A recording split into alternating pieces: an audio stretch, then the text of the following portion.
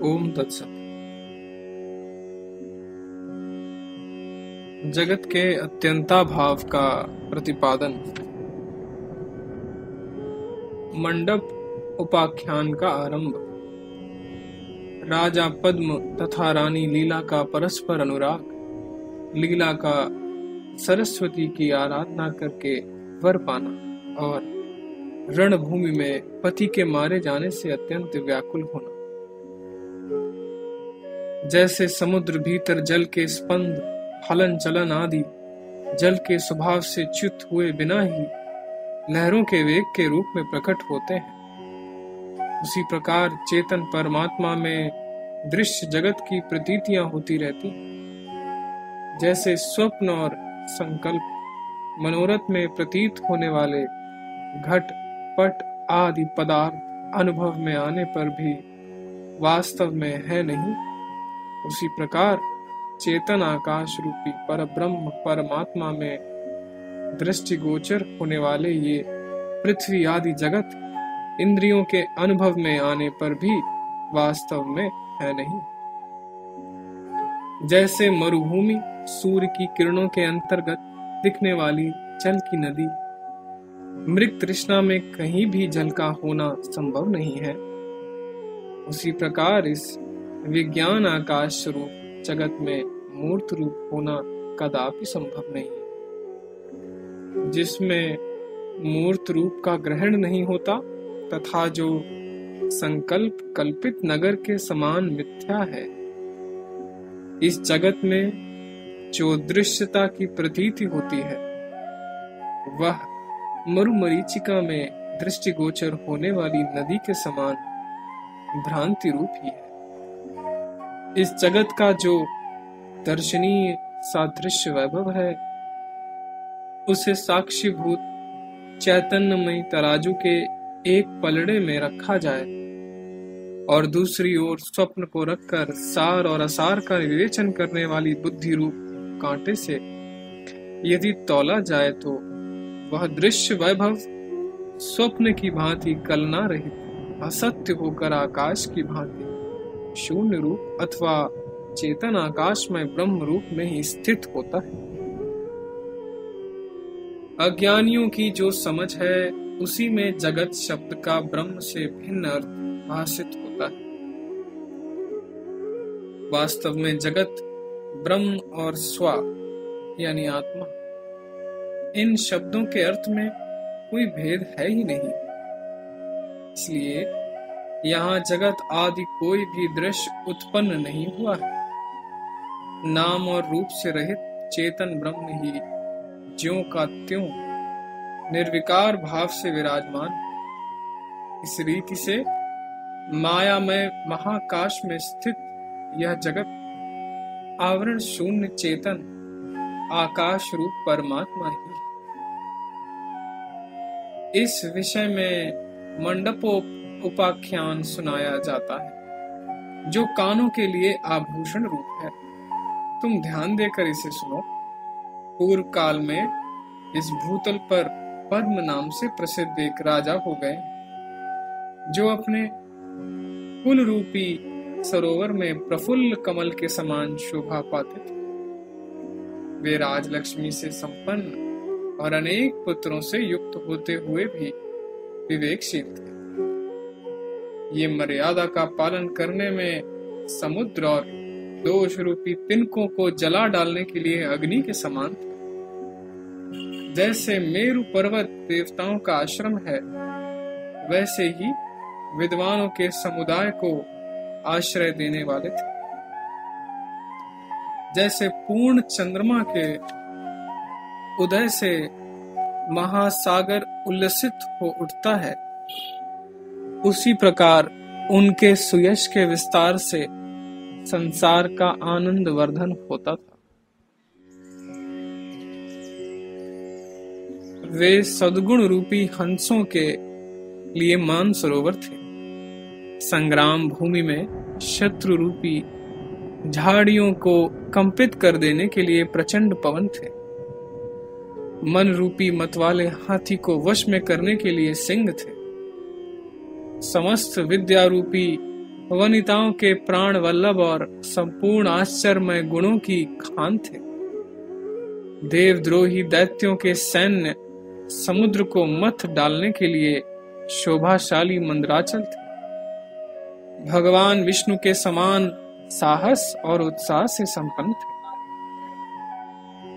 सौजन्य रूपी कुमुदिनी के विकास के लिए शीत रश्मि चंद्रमा थे तथा दुराचार रूपी विष की बेलों को भस्म करने के लिए धधकती हुई आग थे। राजा पद्म की पत्नी का नाम था लीला। वह बड़ी सुंदरी तथा सब प्रकार के सौभाग्य से संपन्न थी। लीला इस भूतल पर प्रकट हुई लक्ष्मी के समान शोभा पाती थी। पति सेवा के जितने प्रकार हो सकते हैं उन सब में निपुण होने के कारण उसकी मनोरमता बढ़ गई थी, अथवा सबके अनुकूल बर्ताव करने के कारण वह सभी को प्रिय एवं मनोहर जान पड़ती थी। वह सदा मीठे वचन बोला करती थी और आनंद मग्न होकर मंद मंद गति से चलती थी। जब वह मुस्कुराती उस समय ऐसा लगता मानो दूसरे चंद्रमा का उदय हो गया है। उसके अंग गौर वर्ण के थे। पति की प्राण वल्लभा लीला राजा के खिन्न होने पर खिन्न हो उठती थी। उनके प्रसन्न होने पर आनंद मग्न हो जाती थी और जब वे किसी चिंता से व्याकुल होते तब वह भी चिंता के कारण घबरा उठती थी। इस प्रकार सारी बातों में तो वह पति के प्रतिबिंब की भांति उनका अनुकरण एवं अनुसरण करती थी, परंतु उनके कुपित होने पर वह केवल भयभीत होती थी, क्रोध नहीं करती थी। रघुनंदन, लीला अपने पति की अनन्य प्रिया एकमात्र वल्लभा थी, अथवा उसका अपने पति में अनन्य अनुराग था। ऐसी भार्या के पति महाराज पद्म ने भूतल की अप्सरासी मनोहर अपनी उस प्रेयसी के साथ स्वाभाविक प्रेम रस का आस्वादन करते हुए विहार किया। इस प्रकार सुख में पली हुई राजा की प्रणयिनी और प्रियतमा, सुंदर भावों और शुभ संकल्प से सुशोभित होने वाली लीला ने एक दिन मन ही मन विचार किया कि ये मेरे प्राणों से भी अधिक प्रिय पतिदेव पृथ्वीनाथ महाराज, जो जवानी के उल्लास से परिपूर्ण और परम कांतिमान है, किस उपाय से अजर अमर हो सकते हैं।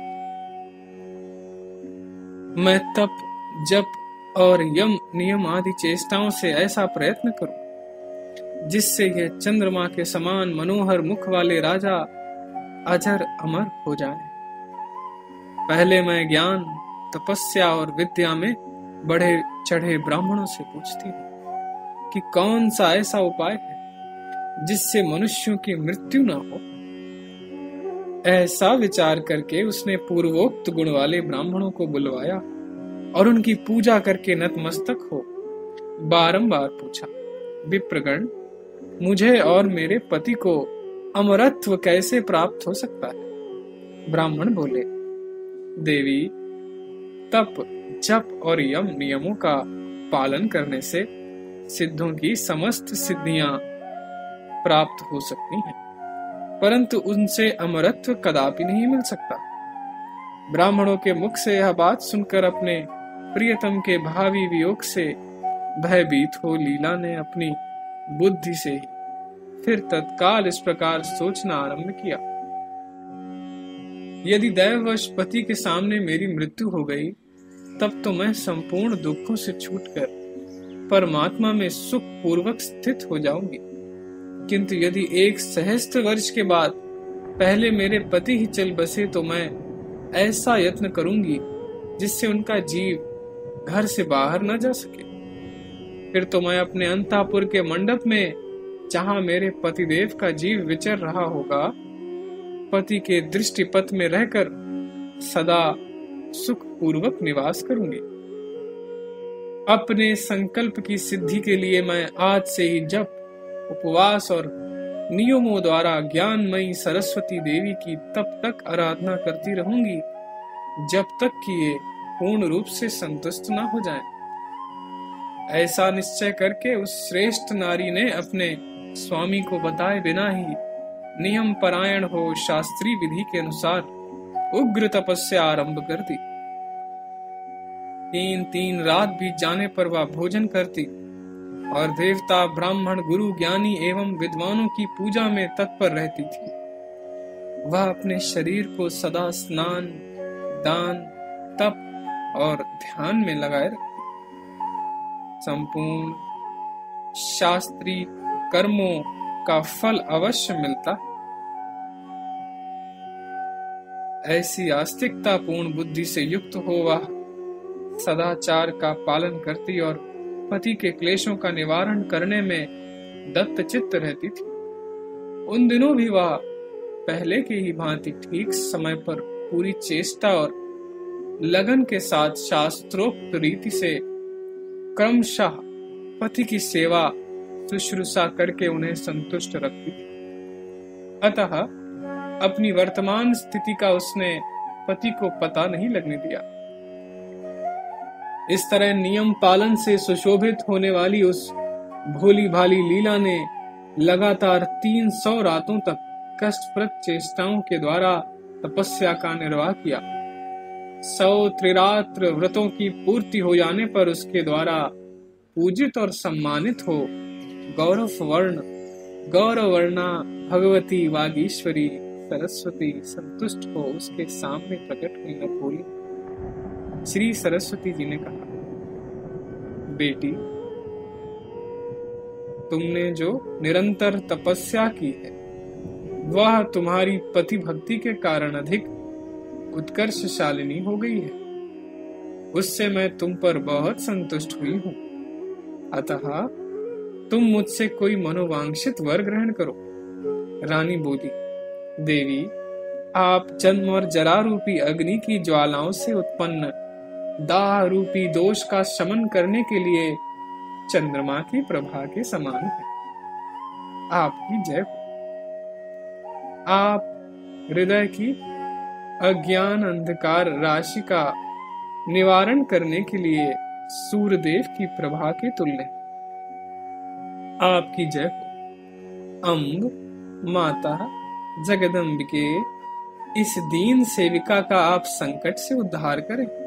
शुभे, मैं आपसे जो 2 वर मांगती हूँ उन्हें मुझे देने की कृपा कीजिए। उनमें पहला वर तो यह है कि जब मेरे पतिदेव का शरीर छूट जाए तब उनका जीव मेरे इस अंतःपुर के मंडप से बाहर न जाए। और महादेवी, मैं दूसरा वर यह मांगती हूँ कि जब जब मैं आपसे वर पाने के उद्देश्य से दर्शन देने की प्रार्थना करूं तब तब आप मुझे अवश्य दर्शन दें।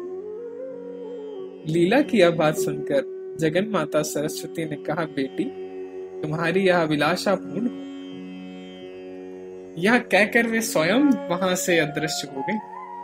ठीक वैसे ही जैसे महासागर में लहर उठकर स्वयं ही शांत हो जाती।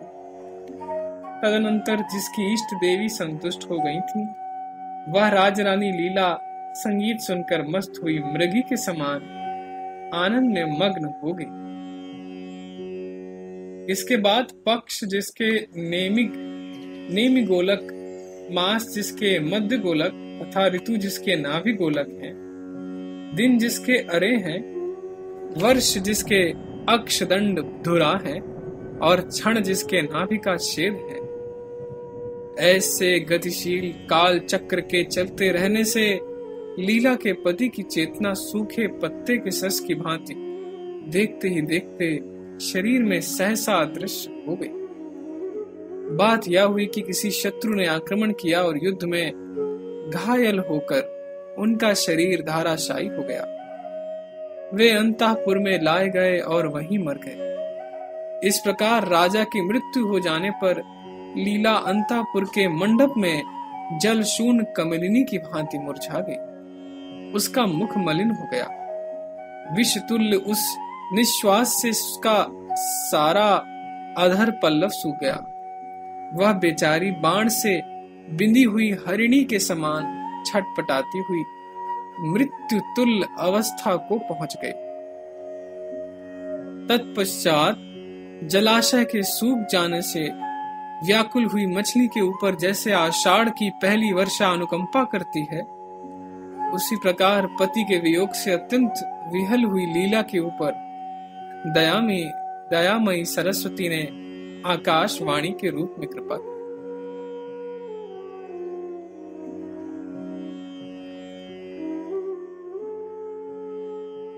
शेष अगले भाग में।